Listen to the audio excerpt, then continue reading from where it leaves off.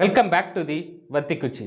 கடன் வாங்க போன இடத்துல நடந்த கொடுமை, அதனால் அந்த பெண் எடுத்த விபரீத முடிவு என்ன நடந்தது, அந்த பொண்ணுக்கு ஏன் இந்த நிலைமை, இதெல்லாம் நம்ம வீடியோவில் முழுமையாக பார்க்க இருக்கோம். நம்ம வீடியோவை ஸ்கிப் பண்ணாமல் பாருங்கள்.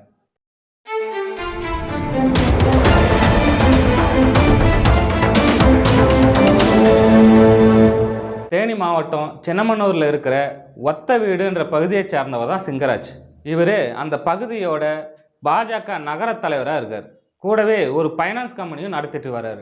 கடந்த வாரம் சின்னமனூர் பக்கத்தில் இருக்கிற ஒரு சின்ன கிராமத்தை சேர்ந்த ஒரு 36 வயசு மதிக்கத்தக்க பெண் ஒருத்தர் அவங்க ஃப்ரெண்டோடு சேர்ந்து 50,000 ரூபாய் கடன் கேட்கறதுக்காக சிங்கராஜ் கிட்ட போயிருக்காங்க.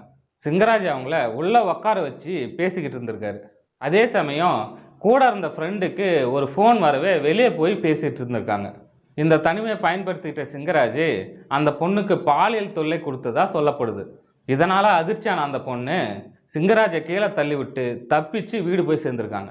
இந்த சம்பவத்தால் மன உளைச்சலுக்கு ஆளான அந்த பொண்ணு விஷம் குடித்து தற்கொலைக்கு முயற்சி பண்ணியிருக்காங்க. விஷம் குடித்தது குடும்பத்தினருக்கு தெரிய வரவே தேனி அரசு மருத்துவக் கல்லூரி மருத்துவமனைக்கு கூட்டிகிட்டு போய் சேர்த்துருக்காங்க. சிகிச்சையிலிருந்து தெளிவானதுக்கப்புறம் மே 5ஆம் தேதி ஒரு போலீஸ் புகார் ஒன்று கொடுக்குறாங்க. அந்த புகாரின் அடிப்படையில் பாஜக நிர்வாகியான சிங்கராஜை அரெஸ்ட் பண்ணி வழக்கும் பதிவு செஞ்சுருக்காங்க. அது மட்டும் இல்லாமல் ஒரு திடுக்கிடும் தகவலும் வெளியாயிருக்கு. சிங்கராஜ் கிட்ட ஏற்கனவே கடன் வாங்கின ஒரு பொண்ணுக்கிட்ட வட்டியை முதல்ல திருப்பி கொடுத்ததுக்கப்புறம் அவங்க வீட்டுக்கே போய் ஆபாசமாக பேசி மிரட்டினதா அவர் மேலே இன்னொரு புகாரும் ஒன்று இருக்கிறதா தெரிய வந்திருக்கு. இந்த விவகாரம் பூதாகரமாக வெடிக்க தொடங்கியதை அடுத்து தேனி மாவட்ட பாஜக தலைவர் சிங்கராஜை பதவியிலேருந்து நீக்கியிருக்கார். ஒரு பொறுப்பான பதவியில் இருக்கிற ஒருத்தர் இந்த மாதிரி காரியத்தை செஞ்சது சின்னமனூர் பகுதியில் மிகப்பெரிய அதிர்ச்சியை ஏற்படுத்தியிருக்கு.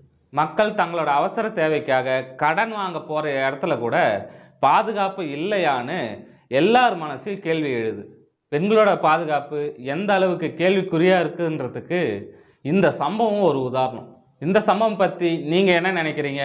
பெண்கள் பாதுகாப்புக்கு இன்னும் எந்த மாதிரியான கடுமையான சட்டங்கள் வேணுன்றதை கமெண்ட்டில் சொல்லுங்கள். நம்ம சேனலை சப்ஸ்கிரைப் பண்ணுங்கள். மீண்டும் அடுத்த வீடியோவில் சந்திப்போம்.